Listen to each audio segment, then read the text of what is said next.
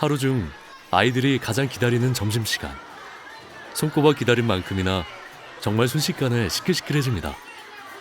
그런데 이렇게 온 학교가 들썩이는 와중에도 조용한 곳이 있습니다.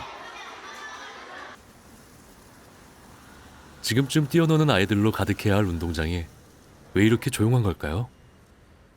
아이들은 활동량 자체가 많아요. 안 그래도 학원이다 뭐다 해서 야외 활동을 할 수 있는 시간이 별로 없는데 미세먼지까지 아이들의 활동 기회를 뺏고 있습니다. 미세먼지는 점심시간뿐 아니라 체육시간 풍경마저 바꾸고 있습니다. 운동장에서 진행되던 수업을 체육관 수업으로 대체하거나 교과서 수업으로 바꾸는 경우도 늘고 있죠. 어린아이들의 호흡량은 성인보다 약 2배에서 3배 가까이 많습니다. 이런 아이들이 장기간 미세먼지에 노출될 경우 발달장애나 정신질환으로 이어질 확률이 어른들보다 훨씬 높은 편입니다. 이제 마음껏 뛰어놀 자유조차 누리기 힘든 아이들. 어느 시점엔 운동장이란 말은 국어사전 속에나 존재하는 단어가 되고 아이들은 체육관에서만 운동하는 시대가 올지도 모릅니다. 우리나라 미세먼지는 세계 선진국 또는 WHO 기준에서 대단히 심각하고요. 두 가지 특성이 있는데 하나는 미세먼지 고농도 현상이 지속적으로 발생을 하고 있고 또 빈번히 발생을 하고 있습니다. 그리고 지금 2012년, 13년 이후에 미세먼지 농도가 또 지속적으로 증가하고 있다. 이런 특성을 가지고 있습니다. 세계보건기구가 권고하는 연평균 초미세먼지 농도는 10마이크로그램. 그에 비해 서울은 무려 그 3배에 달하는 33.6 마이크로그램을 기록 중입니다. 또한 미세먼지가 발생하는 빈도도 매년 증가하고 있습니다. 이렇게 심각하게 우리의 일상생활을 망치고 있는 미세먼지. 그렇다면 이 미세먼지는 우리 몸에 어떠한 영향을 미치고 있을까요? 우선 첫 번째는 호흡기 질환에 대한 것들이 첫 번째입니다. 두 번째는 이제 90년대에 와선 심장 혈관계통의 질병에 대한 것들이 악화되어지는 근거로서도 연구가 되어졌습니다. 이것들이 만성적으로 굉장히 오랜 기간 동안 노출이 되어지게 되면 폐암이나 여러 가지 암성 질환에 대한 것들도 발생시키는 원인으로 이미 규명되어져 있는 것이 미세먼지의 건강 영향이라고 말씀드릴 수 있습니다. 최근 한 의학저널은 미세먼지에 노출되는 것을 인류 건강을 위협하는 요소 5위로 꼽았습니다. 그리고 초미세먼지로 인한 사망자의 3분의 2가 심혈관 질환일 것으로 추정했는데요. 이 심혈관 질환은 돌연사를 초래하거나 큰 후유증을 남길 수 있어서 더 위험합니다.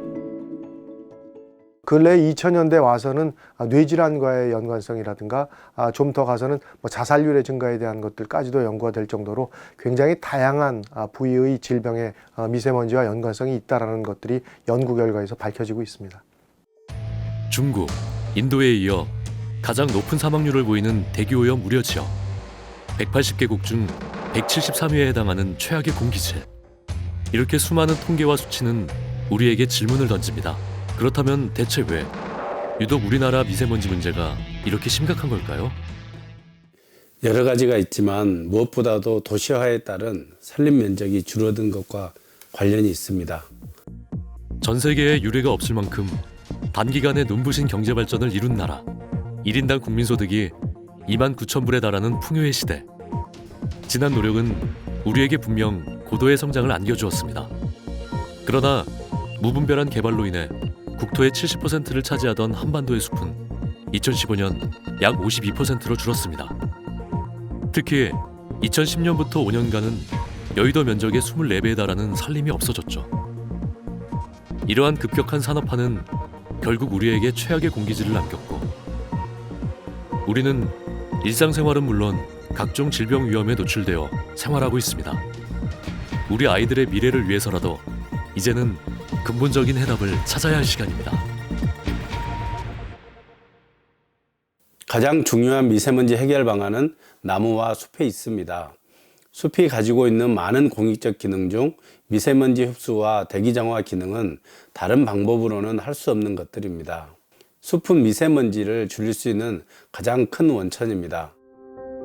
나무는 잎의 기공으로 숨쉬는 과정에서 오염가스를 흡수합니다. 그리고 줄기와 가지, 나뭇잎의 미세한 구조로 미세먼지를 붙잡아 뒀다가 비가 오면 빗물에 흘려보내죠. 이러한 순기능을 통해 나무는 천연 공기청정기 역할을 하며 각종 질병과 대기오염은 물론 폭염과 소음으로부터 우리들을 지켜줍니다. 자연을 소홀히 한 결과 지금에 이르렀다면 가장 최선의 해결책 역시 자연 속에 있지 않을까요? 다행인 건 그 해답을 찾기 위해 점점 많은 사람들이 동참하고 있다는 겁니다. 세상을 바꾸는 가장 긴 달리기를 통해 나무를 심을 수 있는 아이오닉 롱기스트런 행사장. 이 뜻깊은 행사에 46,000명이라는 시민들이 모여 희망을 보여주었습니다. 변화를 위해 행동하는 사람들, 나보다 우리를 먼저 생각하는 사람들, 지금보다 미래를 생각하는 사람들,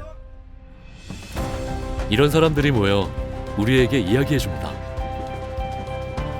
환경을 바꾸는 일은 어렵게 하는 것이 아니라고, 미래를 바꾸는 일은 혼자 하는 것이 아니라고, 이렇게 다 같이 모여 즐겁고 재밌게 하는 것이라고.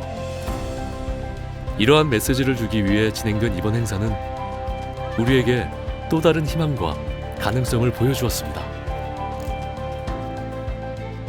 기업들의 이러한 자발적인 사회 참여가 우리에겐 굉장히 긍정적인 효과를 줍니다.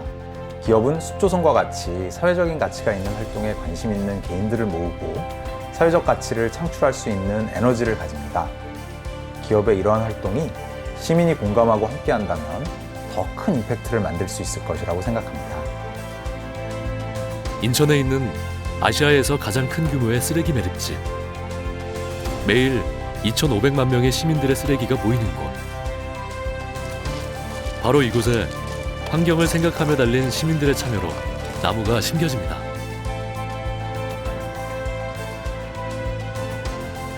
나무를 심어서 우리가 사는 세상에 긍정적인 변화를 주고자 하시는 모든 분들께 감사를 드리겠습니다.